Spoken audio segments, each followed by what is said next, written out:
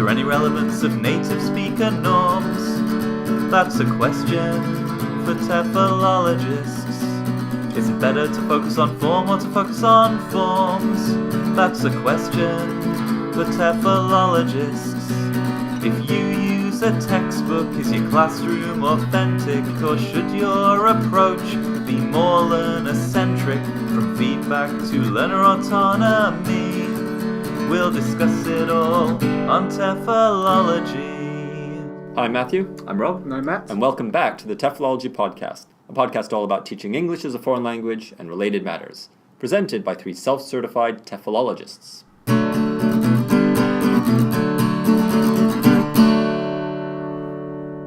Today's TEFL news is about the quarterly update to the Oxford English Dictionary. Last time we talked about this, we were wondering how often they do the updates. It turns out it is quarterly. Every 3 months. Every 3 months. Wow. They do a quarterly update every 3 months. Why? What's the rationale? What's the rush? Well, because this time they introduced, I think, over 1,200 new words. Huh. And that's just for this quarter. So if they left it to the end, probably no one would bother reading the whole list. So, Okay. I guess. So do you think they've already decided these words, but they only update them quarterly? Yes, Right. yeah, I think so. Well, they make the announcement and they make the official update, but I'm sure they spend the 3 previous months compiling the list of new words. Yeah.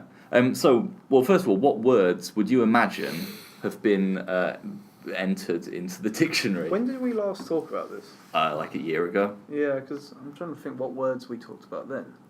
I can't remember. They've all left the dictionary since then. Those words. Probably, yeah. Yeah. What do you think? I don't think I would know. I'm not tuned into pop culture enough these days. Okay. Do you have any guesses? I mean, Brexit. That's one thing that jumps out at me. I think that's already gone in. I would have thought so. Yeah. At the end of last year, maybe. Yeah. Okay. Well. Yeah, I don't know. Same as Matt. I don't really. Don't use Twitter that much. You're not cool and hip like I am with my Twitter account that I've never tweeted from. I've got an article here from Catherine Connor Martin, who is the head of US dictionaries, I'm assuming for Oxford, not just in general. And she's highlighted some of the more interesting ones with a bit of background information. Okay. So we'll go through each of those, and then we'll maybe look at some more from the wider list.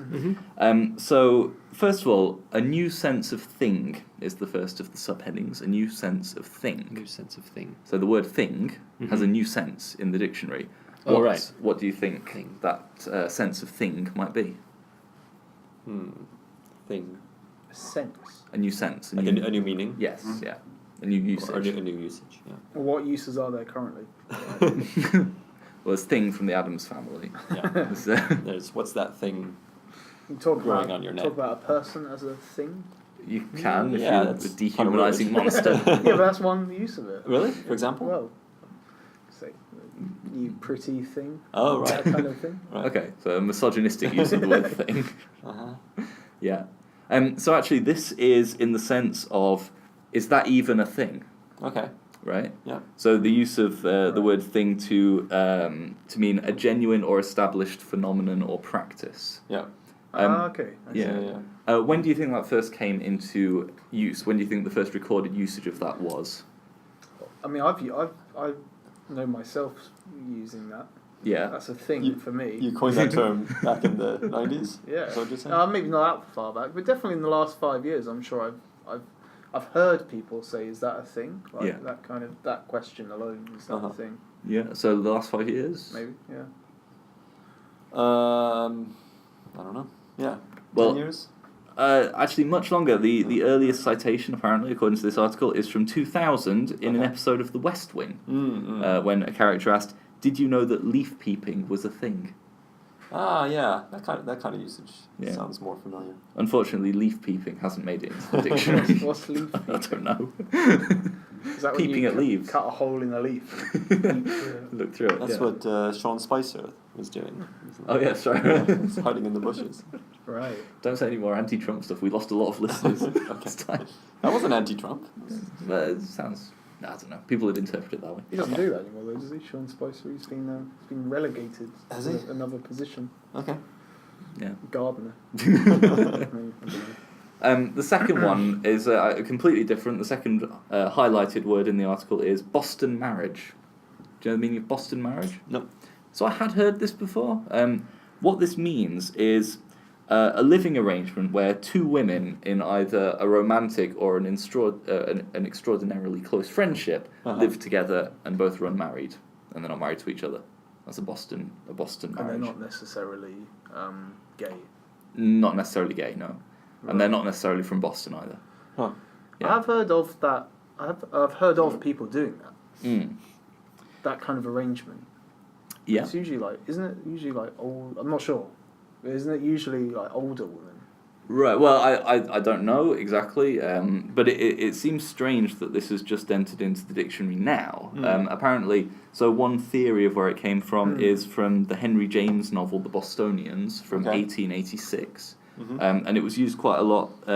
Apparently, in the early 20th century.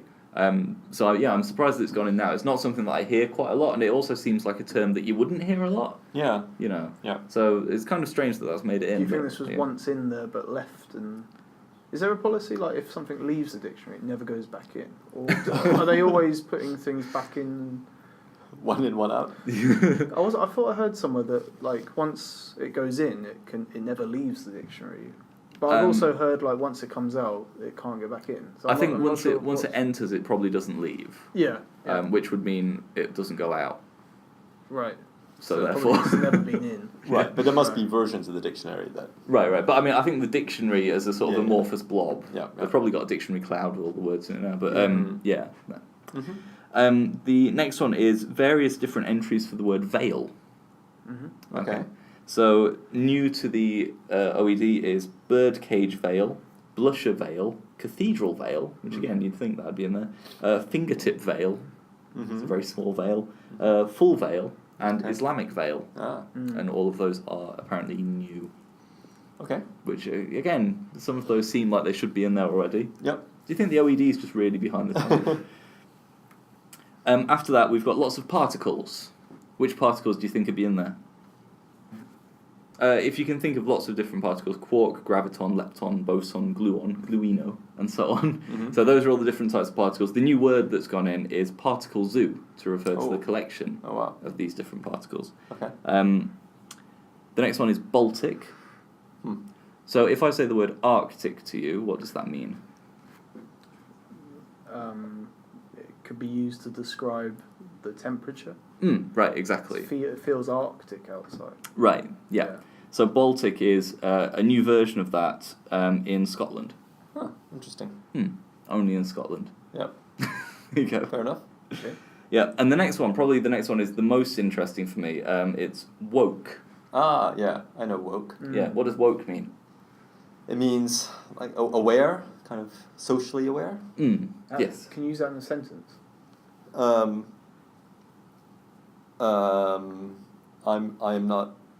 I'm not very woke. Really? Never heard that. Really? I think it's quite new. Yeah. Well, but is it? But is it? Yeah. It's apparently it's been around as an African American term for quite a while. Does that come from And it's yeah. awaken? Yeah. Having an awakening, that kind of Yeah, thing? yeah. Right, okay. If you look at the article here, it actually has a picture from 1962, New York Times, with the slogan, "If you're woke, you dig it." So there you go. And finally, we have post-truth. Right, So the obligatory political one goes in. Yeah. What does that mean, post-truth? It means that everybody has their own versions of what's true. It's just a way to say Lie. you can lie. Basically. Yeah. False, lie. Exactly. Alternative facts and so on. Yeah. Yeah. So those terms, do you think they'll be making their way into your classroom? Do you think you're going to be teaching woke and post-truth and Boston marriage? I think post-truth may come and go. I think woke could stick around. Yeah, I think it would. Yeah. I think that the new sense of the word thing, I think that's something that students are going to come across. That's a useful phrase, I think, as well. It's a good thing to say. It is. Well, I remember me and you at a previous job trying to explain to students the phrase, it's like a colloquial British phrase for our listeners, that X wants Xing, right? So, for example, that food wants eating or whatever, and trying to explain to them what that meant. And that's something that like I wouldn't use very often, but I think, you know, if you heard that, if they went to the UK and heard that, then that'd be something useful to know. And it's a similar kind of thing, like a useful colloquialism that they may not need to be able to use, but they need to be able to recognise because it shows up so much in discourse. So I said we were going to go through the list of words, but I think if the listeners are interested, if you guys are interested, then the list is online. You can read the whole 1,200 word list. A lot of them, actually, one thing that was introduced recently was a lot of tennis terms. Okay. They've had a glut of tennis terms all introduced in this update. I wonder why that is. I don't know. Just tennis happens. So that's today's TEFL news, the quarterly update to the Oxford English Dictionary.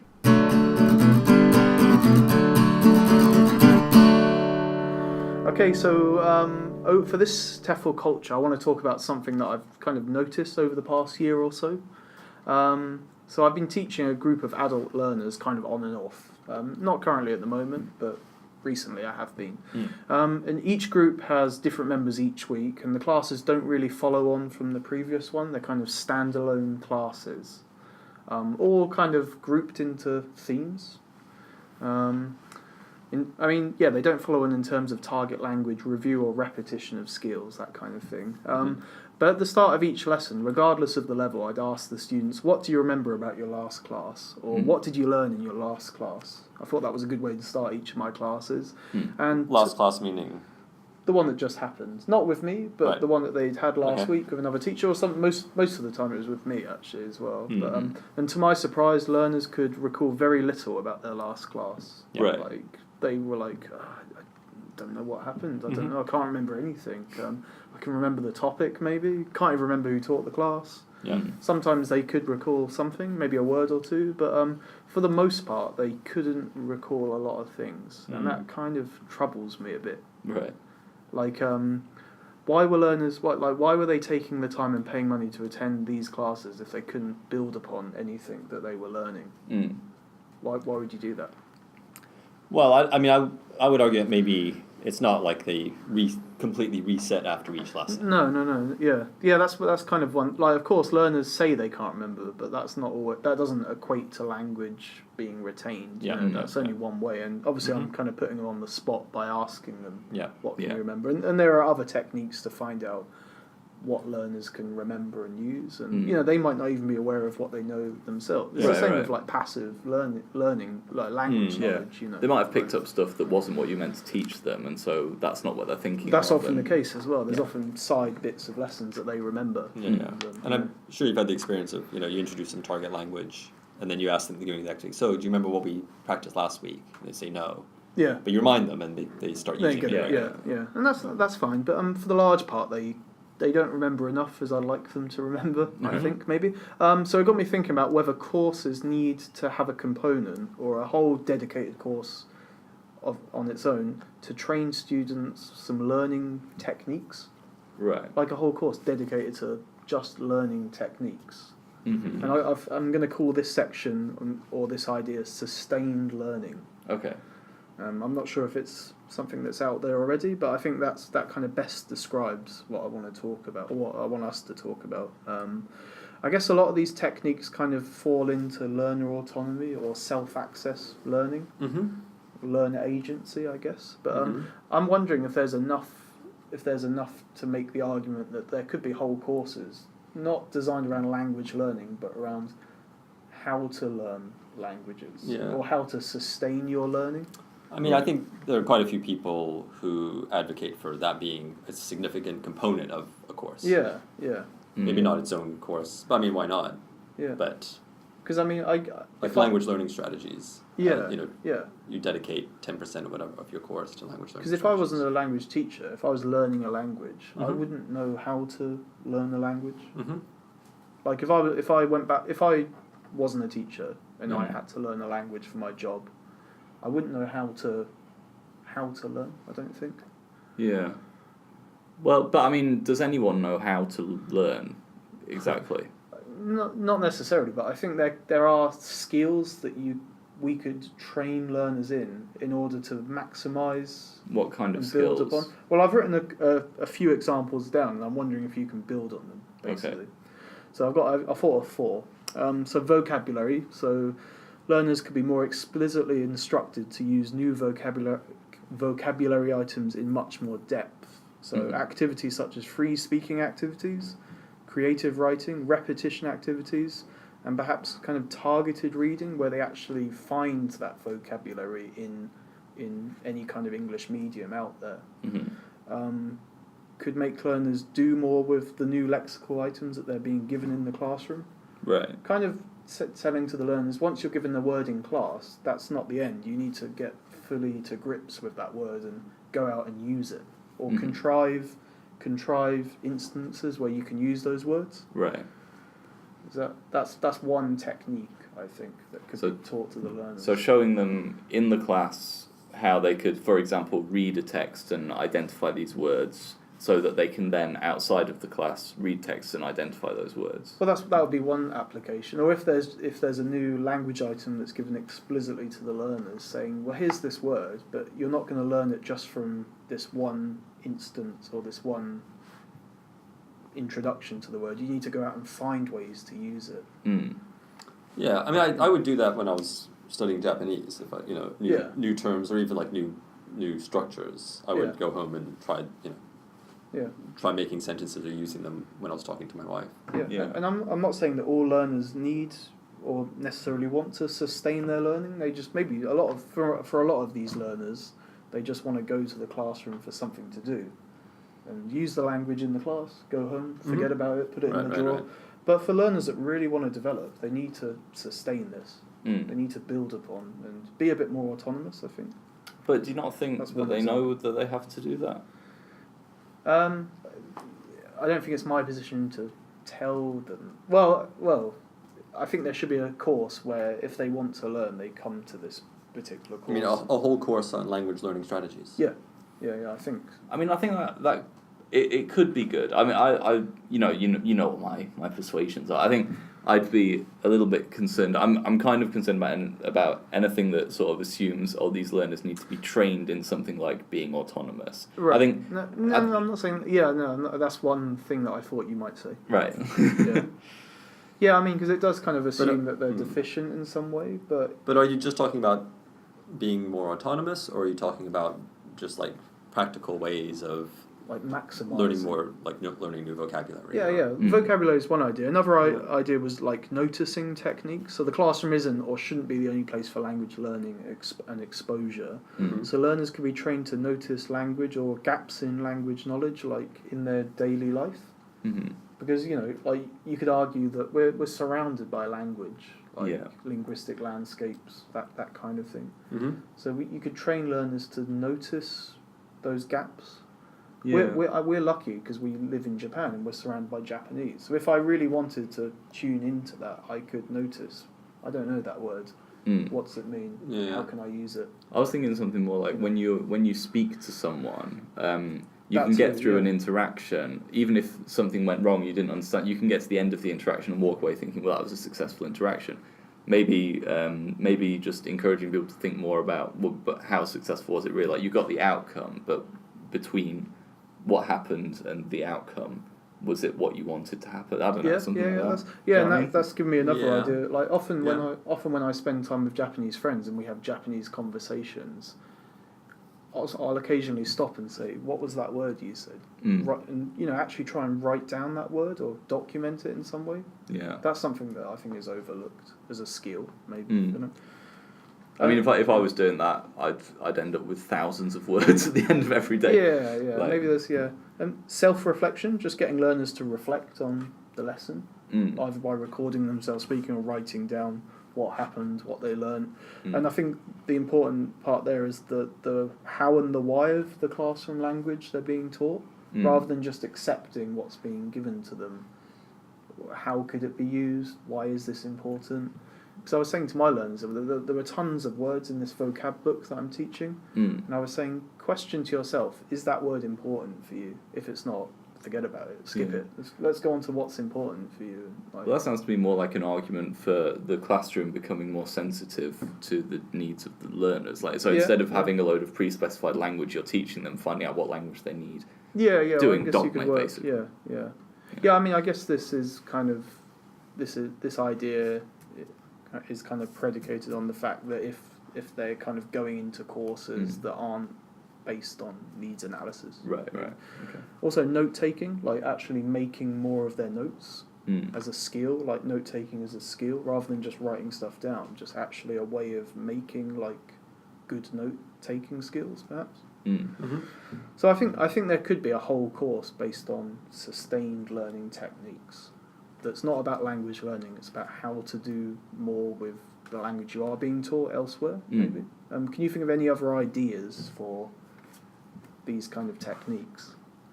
In terms of language learning strategies, so some people, I mean, it's a very, very broad category, and some people include, for example, like communication strategies. In that. So I think there is a lot of crossover between, like maybe a lot of things you're talking about are like language learning activities as well, or things that are, very well integrated into language learning activities. Right. I did the course on language learning strategies I did for my MA. One of the things we had to do was try out like 4 different vocabulary learning strategies. And then just the idea was like we had a list of 10 vocab words, then we tested ourselves at the end and decided which strategy worked best for us. It was interesting. I mean, I guess the idea then is the students find the one that works best for them. So that's an idea, like getting students to try out, and this would be in this kind of this hypothetical course, like get learners to try out these different kind of activities. That works best for me, then use that basically.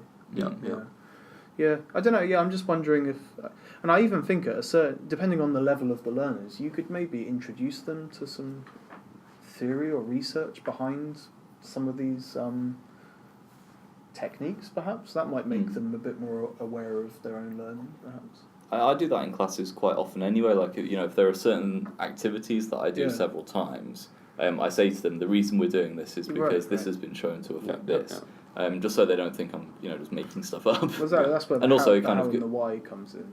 Like convincing them that something is effective, it probably makes it more effective. I think, like if they believe in it, then. It just really annoyed me that these learners weren't retaining anything, or looked like they weren't retaining anything. It's kind of like, well, you can do all these things, like to remember this language. So, but do they know that? I'm not sure. I guess the other big issue with that is motivation. Because I would assume that at that age, the students do know a lot of language learning strategies. Like, they'll have had to pass university entrance exams and things. So, especially for things like vocabulary learning, grammar, they've probably already got those strategies, but they just can't be bothered. Which is that's what it is. Because a lot of this is also asking them to like continue their studies outside the classroom. And that's where motivation really plays a part. Yeah. That's definitely kind of underwrites all of this. How motivated are they?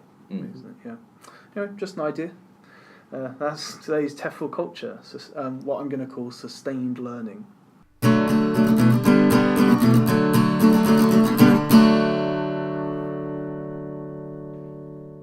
This episode's TEFL Pioneer is there's going to be a lot of names and terms in this section, which I'm going to butcher horribly. Okay. Starting with the name of our pioneer. I'm going to try Pāṇini.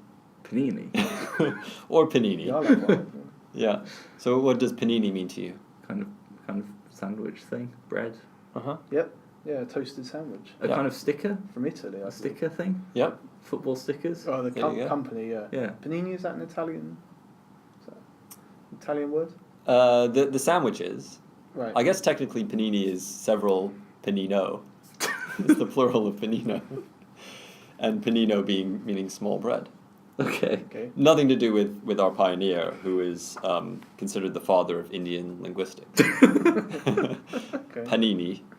All right, so a little biographical data, but there's not much. I think who is currently our oldest pioneer? Plato. We haven't done Plato yet. We haven't done Plato. No. Elfric of Ein. No, I think Augustine might be before Alfric. Okay. Right. So here we're going BC. Okay.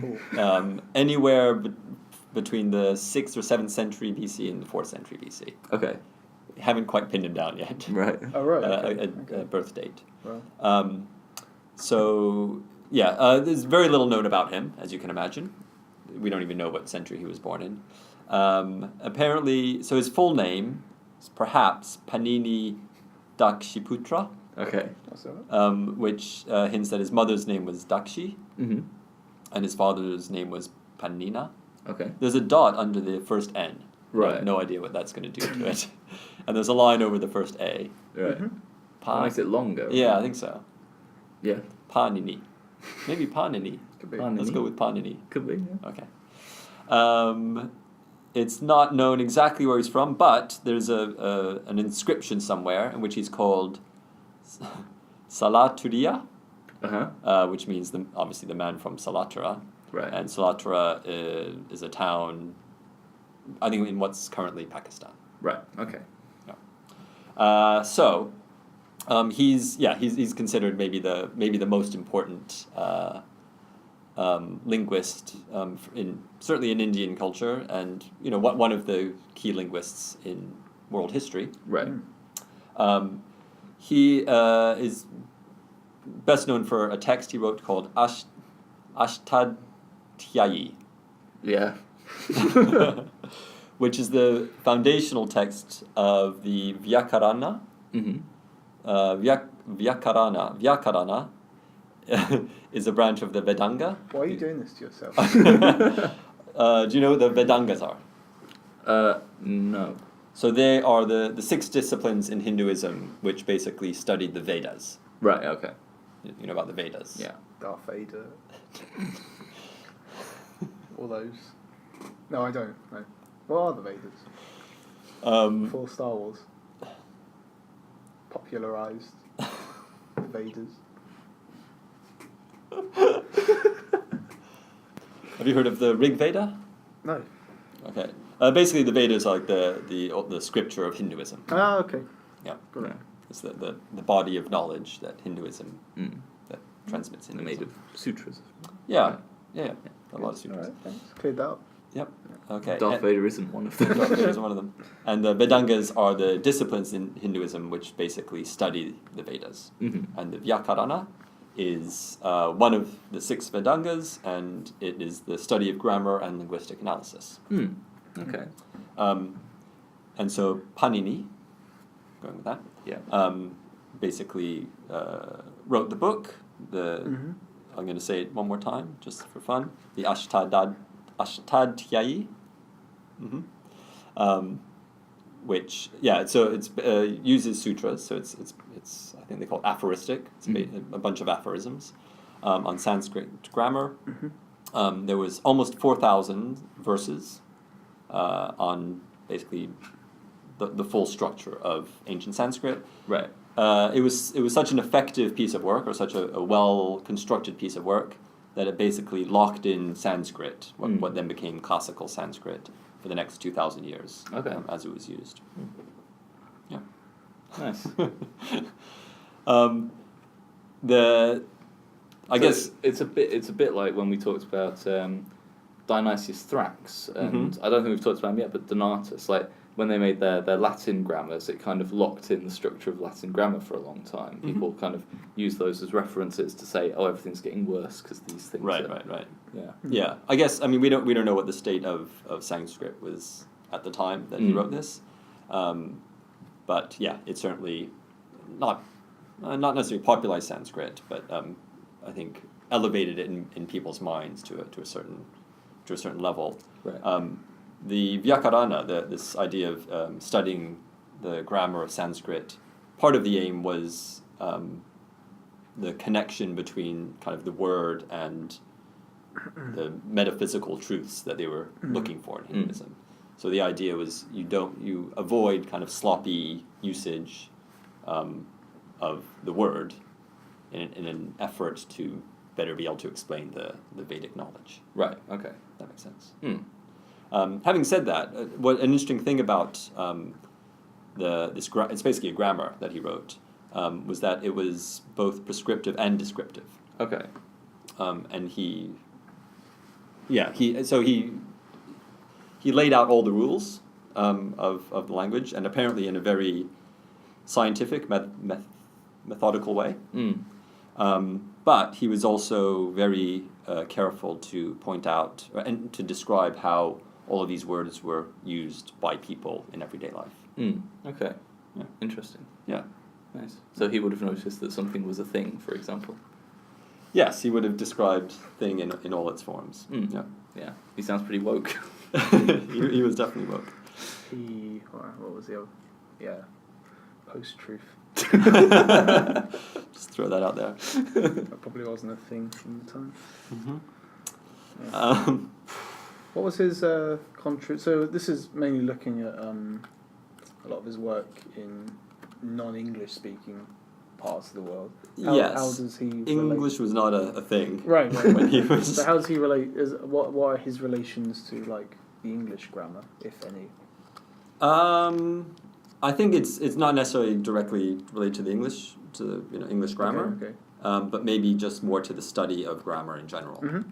Yeah. Well, it is. I was going to say it's very interesting because I was thinking our pioneers, who, especially when we talk about the older grammarians and so on, and when you read a lot of the history books, they do tend to come at things from a European perspective, and so it's very interesting to hear like one of the most important Indian grammarians who's from BC and whichever century. It makes you realize how kind of Eurocentric a lot of that knowledge is, I guess. And actually the article by Richard Smith and A.P.R. Howard published a couple of years ago was the history of language teaching from a European perspective or something like that. So I think recognizing that perspective is quite interesting.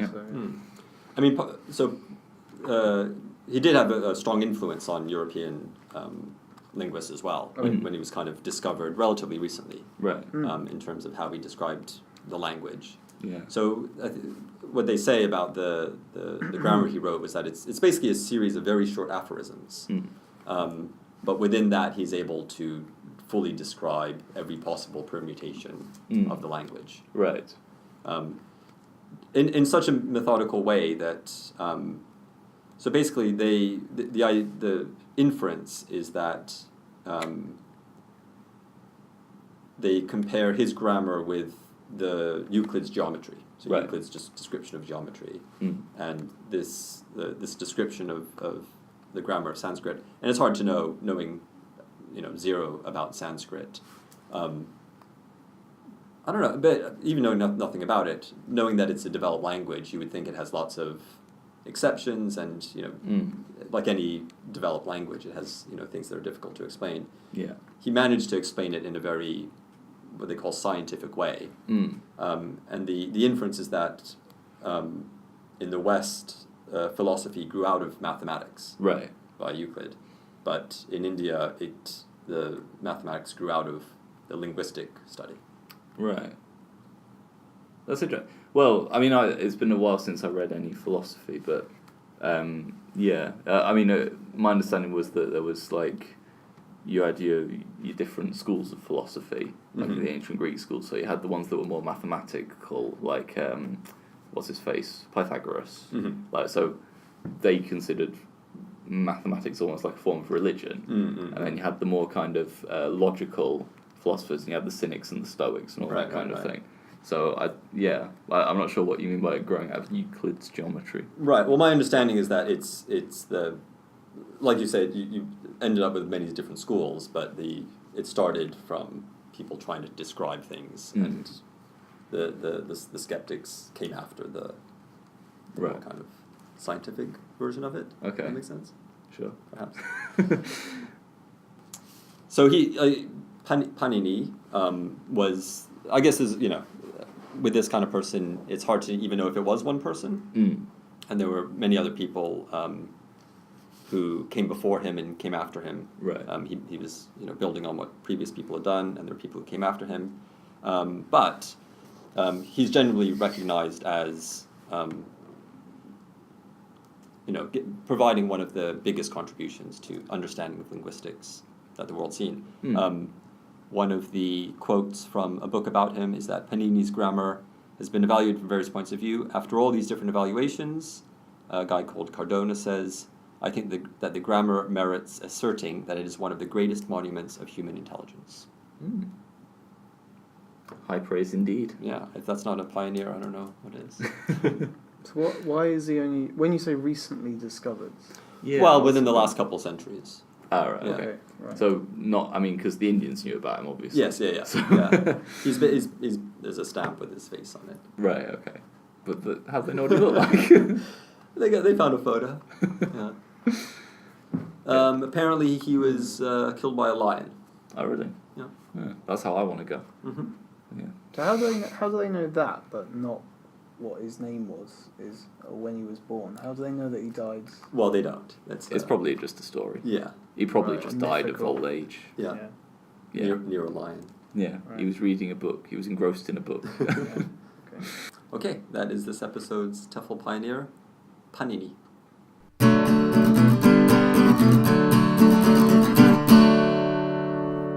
Thanks for listening to today's episode. Don't forget, if you'd like to get in contact with us, you can send us an email at TEFLology@gmail.com. Follow us on Twitter at TEFLology. You can also listen back to old episodes at TEFLology-podcast.com. If you're on Facebook, please like our page. And if you listen to our podcast through iTunes, please leave a review and rate us. Or if you listen to other things, then also to do the same thing. Use their rating systems. Yes. Yeah. Okay, so it's goodbye from me. It's goodbye from me. Goodbye.